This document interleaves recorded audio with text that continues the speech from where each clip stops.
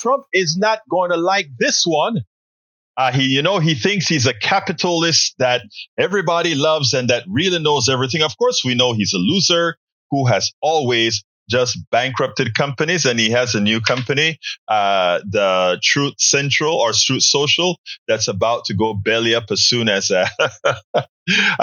folks realize he's no longer viable for the presidency. Anyhow, Marc Lasry, Avenue Capital chairman, came out and he pointed out he'll be a big supporter of Kamala Harris, and more important, he is actually stating as a fact that her economic plan is much better than Donald Trump's, and Donald Trump's plan is going to just not only economic plan, but Donald Trump himself would destabilize the entire world. But that being said, let's listen to what he has to say, and then we'll take it on the other side. Voters are deciding which candidate will be best for America's economy. Now, Republicans, they want you to think that Vice President Harris, she's anti-markets. She's a Marxist, and she is bad for business. But our next guest does not think so, and he is putting his money where his mouth is. He's one of the biggest names on Wall Street. Earlier tonight, I spoke with him, Marc Lasry, chairman and CEO of Avenue Capital, about his support for Harris, the economy, in the 2024 race. 80 CEOs have come out in support of Kamala Harris. You speak to many. Those who aren't, is it that they're just looking to make sure there's deregulation and they want the tax cut? Or is there a genuine lane of people who say, I don't know enough about her. I don't know what she stands for. I don't know what she's going to put forward. I think part of it is CEOs always look at it and say, if you're a Republican, it's better for me. But why do they think that? Because that's how it's always been. Or the idea has always been. The data doesn't support that. I agree with you. But it's the idea that's been, it's the same thing that like Republicans are better on defense. Republicans are better on foreign policy. And when you look at what's happened, that isn't the case. All right. But that's how it used to be. So I think if you're a CEO, you're trying to figure things out.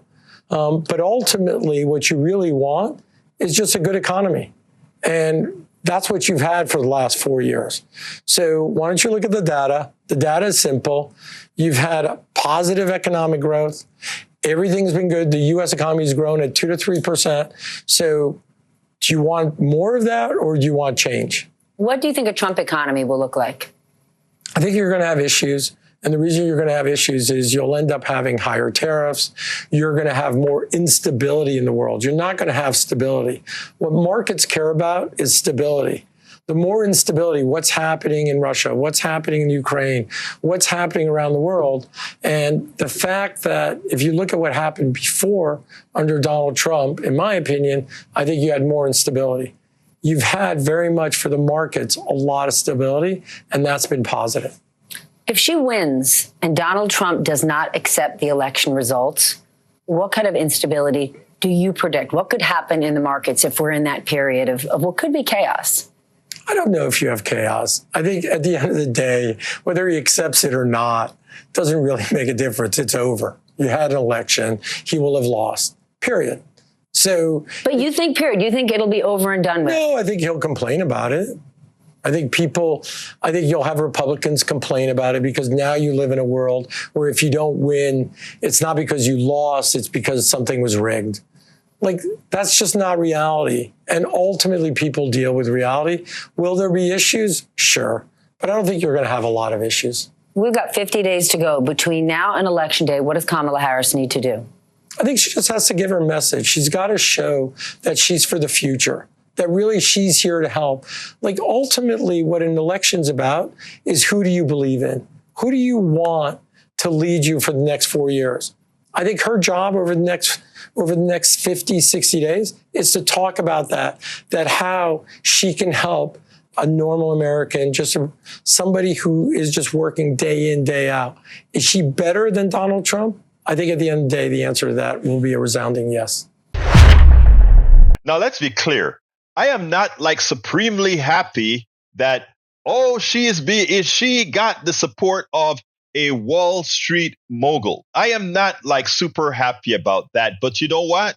I rather have his support than not have his support, because at least we know what Kamala Harris's values are. We know what her ethics are. And it is a middle class ethic. It is a poor people's ethic. It is an ethic of fairness, no matter what you think about her otherwise, as opposed to Donald Trump, who has no ethics whatsoever, who is, we by definition, the instantiation of evil. So therefore, in as much progressive just have to be pragmatic in accepting the support from everywhere. After all, we've accepted the support from Liz Cheney. We accepted the support from many Republicans who we don't share any ideological similarities with at all. But knowing that what's important is the country, yes, we take and accept that. It is now incumbent on progressives going forward as we move forward, as Kamala Harris becomes the president, to not Obamaize her. In other words, not leave her alone after she becomes president, but apply and keep the pressure on her to ensure that the progressive values that will uplift the middle class and the poor are instantiated. In other words, we are going to first do the first part of the job, get her elected. The second part of the job, as we all know we must do, is go out there and work the people, educate the people, enlighten the people, so that they will put the pressure on all our politicians to get the progressive values that we've all worked for, that we've all earned, and ensure that we no longer transfer our wealth to the parasites on the top.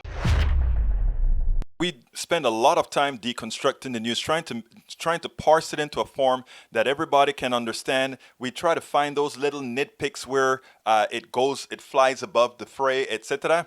If you really like these videos that we do, I want to ask a big favor. Please go ahead. Number 1, subscribe to our channel. And number 2, please join if you can. Thank you so kindly for watching. Keep watching. Please remember to share. We must populate the entire internet with our progressive message, a message that we know is what most Americans say that they want. So help us, please join.